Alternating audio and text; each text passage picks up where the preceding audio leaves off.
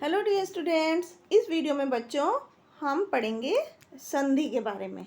संधि यानी कि दो चीज़ों का जुड़ना, उसे हम संधि कहते हैं। जुड़ना मतलब मेल या जोड़। तो यहाँ पर हम दो वर्णों के आपस में मिलने से उनमें जो परिवर्तन आता है, बदलाव आता है, उसे संधि कहते हैं। जैसे शिव प्लस आलय, ये दो अलग अलग शब्द हैं, इनके मिलने से बना शिवालय, तो ये संधि हो गई। दो शब्दों को मिलाकर एक शब्द बनाया। विद्या प्लस आलय विद्यालय, तो ये एक संधि हो गई।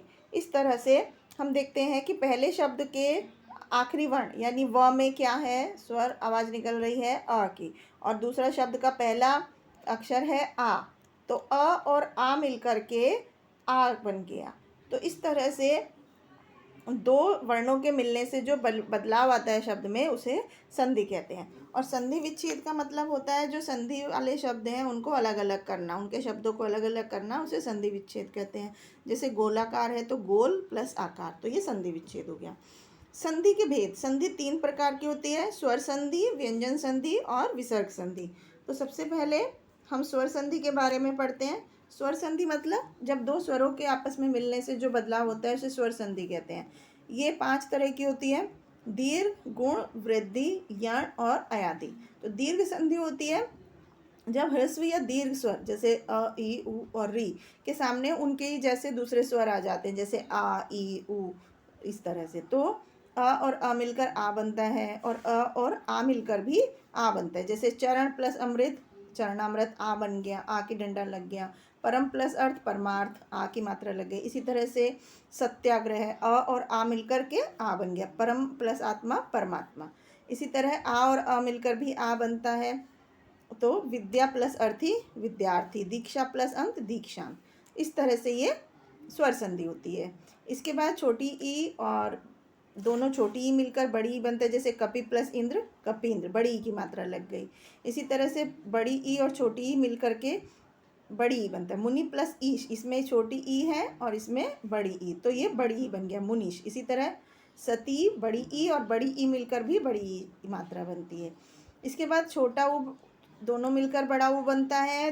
एक छोटा ऊ और दूसरा बड़ा ऊ मिलकर भी बड़ा ऊ बनता है।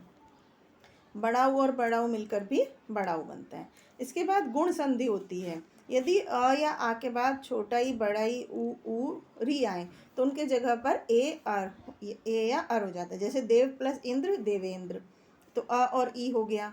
इसके बाद अ और बड़ी ई प्लस ए आए, जैसे दिन प्लस ईश, तो ये ए हो जाता है इसकी जगह पर। अ प्लस बड़ी ई मिलकर ए। आ और छोटी ई मिलकर ए, जैसे रमा प्लस इंद्र, तो रमेंद्र। आ, राजा का आ और बड़ी ई का, ईश का ई, तो ए हो गया, राजेश। इस तरह से ये गुण संधि होती है। पर अ प्लस उ मिलकर ओ, परोपकार। सूर्य प्लस उदय, सूर्योदय। अ और उ मिलकर ओ, जैसे जल का अ और बड़ा उ मिलकर जलोर्मी।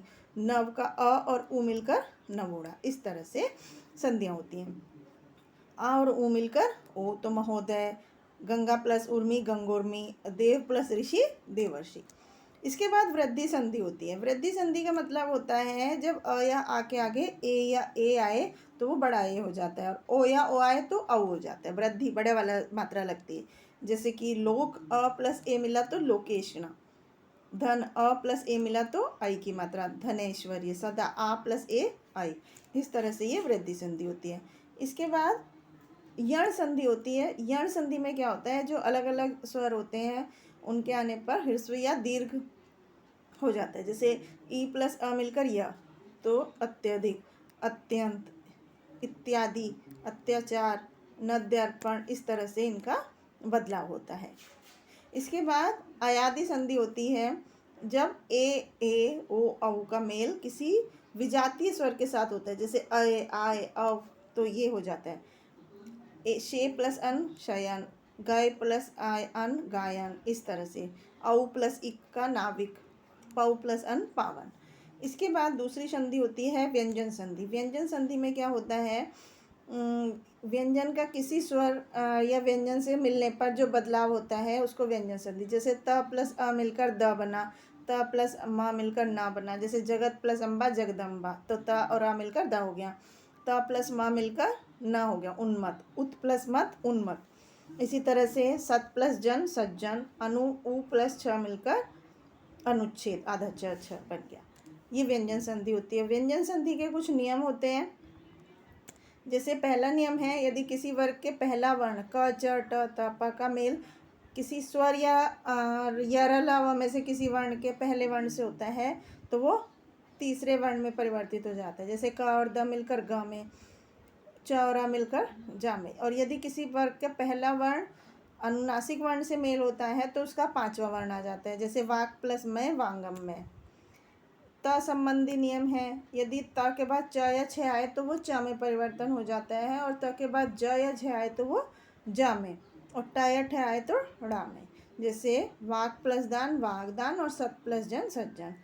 छ के संबंध में किसी ह्रस्व स्वर या आ का मेल छ से होने पर छ से पहले च जोड़ देते हैं। जैसे आ प्लस छादन, आच्छादन।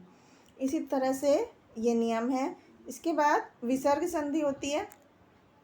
विसर्ग संधि में क्या होता है, विसर्ग के साथ स्वर या व्यंजन के मिलने से जो बदलाव होता है उसे विसर्ग संधि कहते हैं। जैसे तपह प्लस भूमि तो तपोभूमि, मनहा प्लस व्यथा, मनोव्यथा।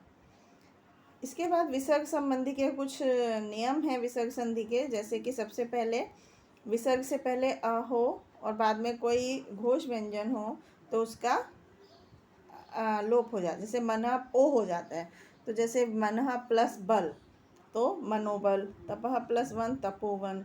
और यदि विसर्ग के पहले ई या उ हो और बाद में क ख ग फ हो तो उसका श हो जाता है। जैसे नी प्लस पाप, निष्पाप। नी प्लस कपट, निष्कपट। धनु प्लस टंकार, धनुष टंकार। और यदि विसर्ग के बाद च छ हो तो उसका श ट ठ हो जाता है। जैसे नी प्लस चल, निश्चल। नी प्लस शस्त्र, निशस्त्र। नमः प्लस तेर, नमस्ते। विसर्ग के पहले यदि कोई स्वर है और बाद में स्वर वर्ग का तीसरा, चौथा, पांचवा वर्ण हो तो उसका र हो जाता है। जैसे निह प्लस बल, निर्बल। निह प्लस मल, निर्मल। दु प्लस भाग्य, दुर्भाग्य। तो इस तरह से ये संधि के कुछ नियम होते हैं। दो वर्णों के आपस में मिलने से जो बदलाव होता है उसे संधि कहते हैं। संधि 3 तरह की होती है, स्वर, व्यंजन और विसर्ग संधि। स्वर संधि के 5 भेद होते हैं, दीर्घ, गुण, वृद्धि, यण और अयादि। इसके बाद संधि युक्त शब्दों को जो अलग अलग करने की विधि होती है उसे संधि विच्छेद कहते हैं। और दो स्वरों के आपस में मिलने से उनमें जो परिवर्तन होता है उसे स्वर संधि। व्यंजन का व्यंजन या किसी स्वर से मिलने पर जो बदलाव होता है उसे व्यंजन संधि। विसर्ग के बाद स्वर या व्यंजन आने पर विसर्ग में जो बदलाव होते हैं उसे विसर्ग संधि कहा जाता है। तो ये था बच्चों संधि के बारे में, संधि के प्रकार और कितनी तरह की संधियाँ होती हैं उसके बारे में। आई होप आपको समझ में आया होगा। Thank you.